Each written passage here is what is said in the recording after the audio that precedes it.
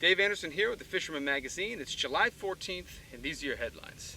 First up, offshore fishing is exploding right now. We've gotten great reports from the canyons this week with yellowfin, big eye, and swordfish.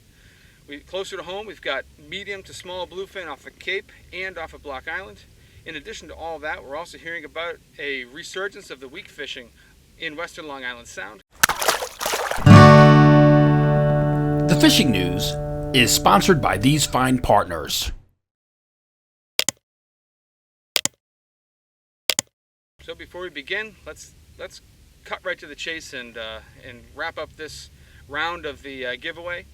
I was very flattered this time around to see so much interest in winning a darter that I made. That's pretty cool, and got lots of great entries this time around. And it was tough to pick a winner, but I got my top three here. The second and third place winners are going to get some stuff from Missouri, and the winner, of course, is going to get the darter made by me. So let's introduce those three winners.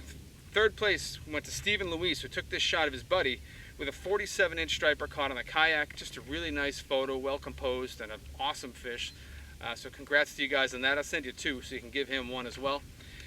Michael Blanchette took this awesome striper shot, which was my favorite for most of this round. He got upended right at the end here with the first place winner, which was Nick Zagonis. This is a shot of his buddy John Morris and his son Drew, and they caught this awesome bluefin on top water. Just kind of a sign of the season, well composed shot, and just awesome stuff. So I will be contacting the three of you guys to get these prizes out to you. Thanks again for everything, and we're going to start another one. I'm not going to be building the grand prize this time around. I don't know if any of you guys have been following the surf report, but I've got some family stuff going on. My dad's in the hospital, diagnosed with leukemia, and there's just a lot going on, so I can't promise that I can get custom plugs done right now. But I did grab out of my endless stash of plugs this really awesome guppy pencil painted by my buddy Wayne, and I don't remember what he calls this color, but I know you can't get it. I know you can't get it readily. I think he only maybe did a dozen of these or something like that. So I'm going to put that up as the grand prize this time around. Same rules as before. Just get those pictures into me. It's got to show you in the shot. Doesn't matter what kind of fish it is, freshwater, saltwater, whatever. Send it to me at danderson@thefisherman.com, or you can text them over, and we'll send the thing around again. Probably going to wrap this one up sometime in mid-August. I actually haven't looked at the calendar to throw a dart yet, but I will give you guys a final ruling on that next week. But for now, just get those pictures in. And we kick off this week's Dreamboat update by congratulating James Baesler of Mastic, New York, whose giant 3.75 pound, 19.75 inch sea robin is our June fish of the month. James will receive a Tsunami of Vic spinning reel and a Dexter fillet knife. The Dreamboat drama doesn't stop here, as new entries such as a 4.55 pound sea bass caught by John Wallace of Cobalt, Connecticut pushed our current first place contestant Dean Paella down 1 point, but not off of first place position. Second place for total points remains the same, with Bob Carazano with 18 points and Garrett Weir with 16 points. But the big news is our fourth place contestant Eddie Terribly from West Islip, New York, whose 9.4 pound fluke earned him 3 points, and his 15.8 pound bluefish another 9 points, for a total of 12 points and the fourth place position. We also have a new first place contestant for the fluke category. Anthony Mega from Suffern, New York, weighed in a 13.37 pound fluke. Fluke is our July fish of the month. Can Anthony hold on? Well, we'll have to wait and see. But there's plenty of time left in July, and we're sure to see more entries. In other news, Joe Orlando from Kings Park, New York, brought in a 2.9 pound sea robin. The Dreamboat Fishing Challenge is the Fisherman subscriber-only multi-species fishing competition with a chance to win a new Steigercraft 23 Miami powered by Yamaha, along with many other great prizes. Visit thefisherman.com to subscribe and get all the details so you can be part of the action. Hey everybody, it's Dave Anderson. I'm just going to give you a quick rundown on what's going on in the Coastal Kayak Clash this week. We had 2 entries hit the board this week. The first was a 37-inch bluefish taken by Tom Hode, and the second was a 25.5-inch fluke taken by Taurus Vebeliunas. I'm fully aware that I probably butchered that name, and I apologize for that. The leaderboard has not changed. Justin Oser is still leading with 11 points. Mike Radziszewski is in second place with 4 points, and there's a whole handful of others with 3 points apiece. All right, so let's start things off in Massachusetts and points north, like we always do. Talking to James Jukes, it sounds like Plum Island and the surrounding area, like down into Gloucester, kind of slowed up for stripers. Even the boat guys have been singing a sad song up there. James just says he thinks that biomass of fish that was there has moved on, and I mean that happens. We just had a moon go by, so you know that could be a part of it. But I am still hearing good reports of stripers from Maine, especially from surf guys up there. For whatever reason, nothing gigantic from what I've been hearing, but you know, fish in that 15 to almost 30-pound range, mostly getting done on plugs, but some live eels and some chunks as well. They seem to be concentrated in places where the tide is concentrated. That shouldn't be a surprise to anybody, but any inlets or narrows between islands, all these places are producing fish up there right now, so that's a good place to go. If you live north and you're having trouble scoring, you know, on Plum Island or somewhere like that, you can head up into Maine and maybe salvage the summer. And the same could be said for, you know, the bass that were going on, bass fishing that was going on in Boston and points just south of there, like down to Plymouth. Slowed up some, but still very good action. It just seems like I think the commercial fleet has really beat those fish up a little bit, and either they've scattered or they've been pulled out of there. But so that's slowed up a little bit too. Still some nice fish being taken though, especially in the islands of Boston Harbor. So that's one place you can keep an eye on or hang your hat on if you're looking for a bigger striper right now. Same could be said for out around Billingsgate, out to P-Town. You know, that fishery's still alive and well. Still a lot of guys getting some nice fish out there. Snapping wire is definitely the way to go, but there are some guys getting them on top water when they show on top. When you come around to the outer beaches, the fishing for the surf guys has been really good. Again, this is like the third year in a row where we're seeing consistent catches from the sand, which we hadn't seen that for a long time prior to a few years back. So really good news out there. Biggest fish I heard of from a Cape beach this past week was 47 inches. Guys are getting them on plastic swimmers. A lot of the guys say they're just using the simplest stuff they can because they are having some problems with seals here and there. And you know, if a seal grabs your fish, chances are it's going to take your plug. So you might not want to be throwing your Mike's Customs with the seals around. Now we're heading offshore from here, and the story with tuna has really exploded over this last week. And the best news is most of these fish are not giants. They're mostly mediums, and the guys are getting them on a variety of methods. It does seem like dragging squid bars is catching more fish than anything else, but I have seen fish that were caught on, you know, jig and ronzees, and I've even heard about some fish that were taken on top water. So that fishery is booming right now, and that's from the Sword to Crab Ledge all the way up to the north end of Stellwagen.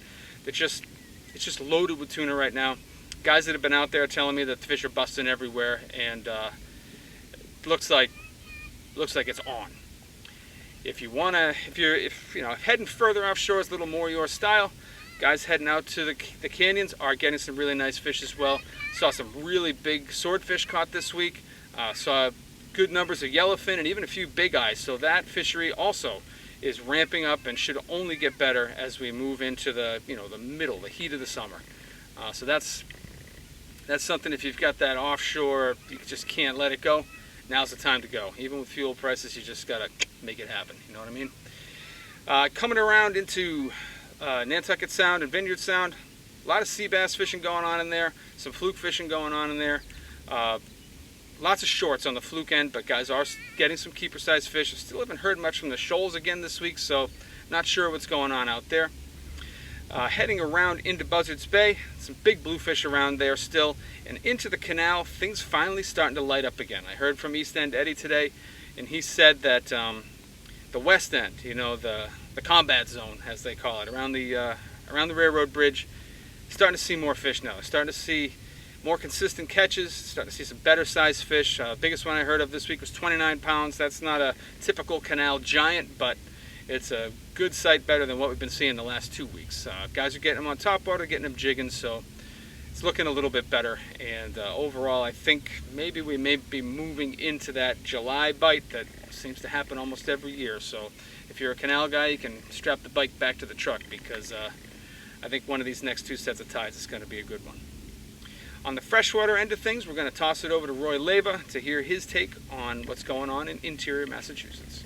Hey Dave, what's up? Another week, another report. Here we are in Western Mass. It has been hot, super hot. We actually took advantage of the heat this past week, took a canoe out, me and Brooke, and did some largemouth bass fishing. We fished some heavy pads and weeds, throwing frogs and top water, basically weedless top water. So, horny toads and rhythm waves, which is a swim bait that we rigged weedless. I bring that up because I know a lot of people struggle with bass fishing in the summertime heat and throwing frogs and actually connecting with fish. I mean, frog fishing is not the easiest thing in the world. But I will say that when it comes to technique specific, having the right equipment for frog fishing does make a difference. It does improve your hookup ratio as well as your catch ratio, because it does help to keep those fish on and out of those pads and heavy weeds. I know a lot of people usually wonder, what's the difference between a technique specific rod and, just any other action rod. And truly, the technique specific rod is designed for that technique. So take frog fishing, for instance. That rod is designed to maximize your cast with that frog, impart that action, and on top of that, with hookup ratio and keeping that fish on. A lot of that stuff is geared to conventional or bait casting rods per se. I know a lot of the Northeast loves their spinning rods. And yes, you can maybe frog fish with a medium heavy. It's kind of too light for my liking.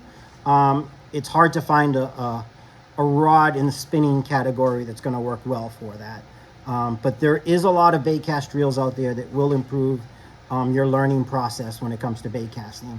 Take Shimano Corrado DC or SLX DC, which are digital control reels, and that digital control just has a computer module inside that actually aids in helping backlashes. So for someone starting out or novice or even good at it, it's an excellent choice to learn on and go ahead and have that reel for a lifetime or years to come, and learn off of it and actually use it well. Other than that, the water levels are really low right now. Rivers and ponds, we desperately need some rain. We finally saw our first storms come through this week, and they just didn't dump enough rain for us to make a difference. So I would say, bass fishing, pan fishing out here in Western Mass is pretty strong. Carp and catfish, actually, if you're a catfish guy, like I mentioned last week, that Post 351 Catfish Derby in Holyoke is coming up this weekend. I believe you need tickets. I believe you need to buy your tickets by Friday, 6 p.m. All the information is on their Facebook page, Post 351 Catfish Derby Holyoke. So if you're a catfish guy, it's a good time to probably join in and participate in a cool little tournament or derby per se. Smallies on the river, early mornings, afternoons. Top water, obviously, is always a good way to go. One of my favorite ways to catch fish. But other than that, Ned rig or Senko if that's your liking. Trout fishing, I haven't done it for a while. It's been warm, but I'm sure in those deeper holes inside the rivers and thermal climate should be setting up in the lakes and ponds that stock trout that have deeper water. So you should be able to find some trout there. Other than that, man, that's it. Hopefully you all have a great week of fishing.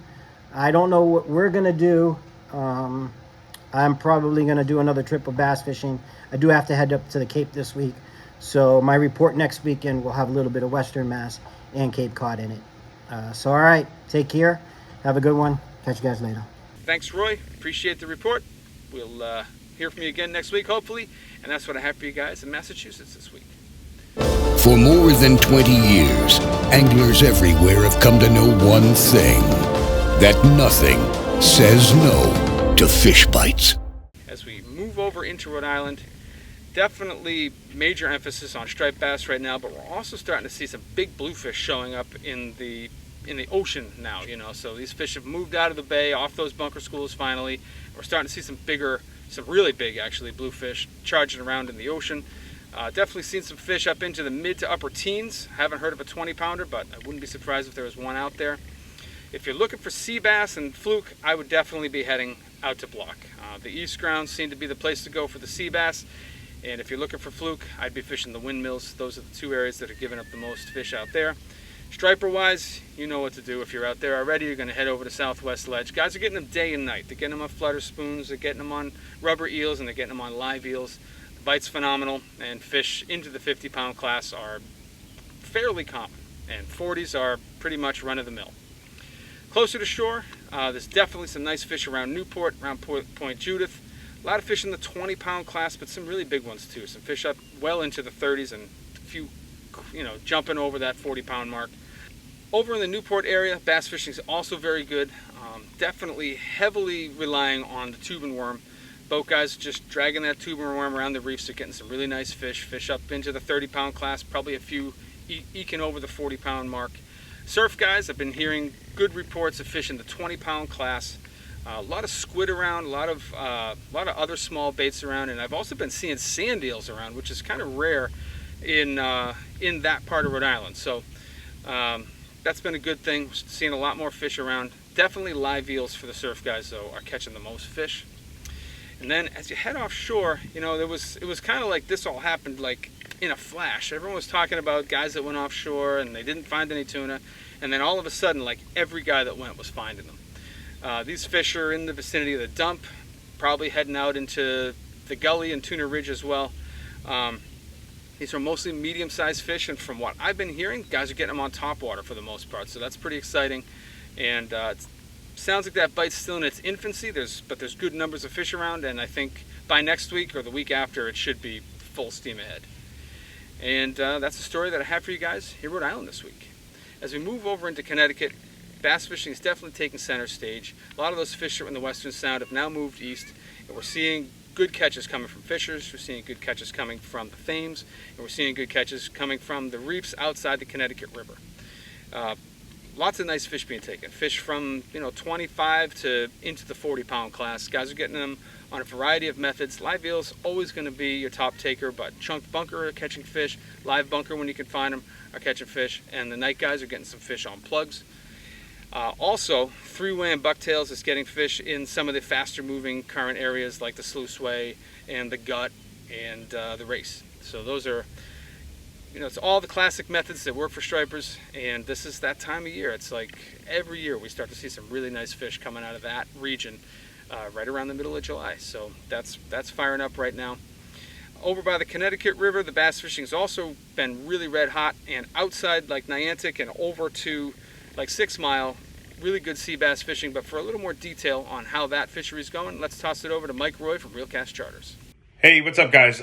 For this week's Fisherman Report, really the big thing, and I started to say this last week, is that we are now transitioning into the summer pattern. So you can expect most of the fish to be moving out where you've seen them in the spring, or at least for the past couple months, and they're going to be dumping out into parts of Long Island Sound. So for the striped bass fishing, there's still a good mix of slot size over slot size and trophy size striped bass, but they are dumping out of the rivers and estuaries where they've been earlier in the season, and now you can expect to find those fish on the reefs all throughout Long Island Sound and the big deep water areas such as the race.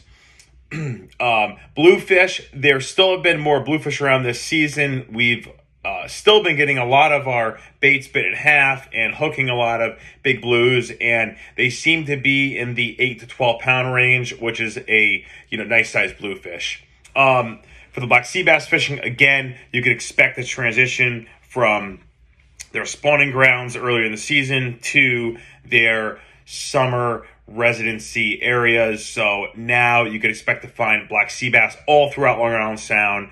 I would look in deeper areas over 75 feet for the most part is where we're going to find those black sea bass. And I've got some reports on fluke fishing. What I've heard is which is often the case with fluke fishing, there are more shorts than keepers naturally. There are a couple big fluke around if you put the time in and work for it and fish deep. Appreciate the report, Mike, and we'll see you next week. Thanks a lot.